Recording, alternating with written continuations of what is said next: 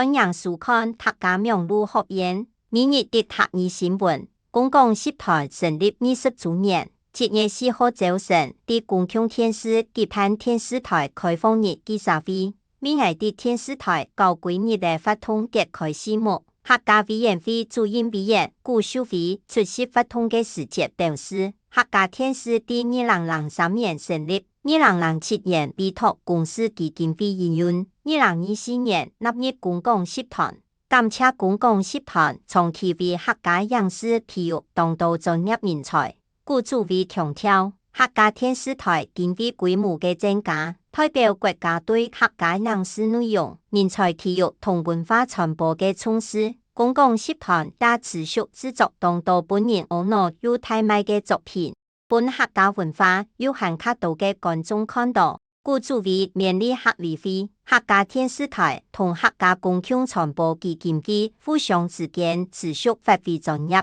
透過優質內容回應社會需求，同世界帶來改變。以上係客家苗栗學院的報道。接下來要教大家今本日的明日的客語就是電視。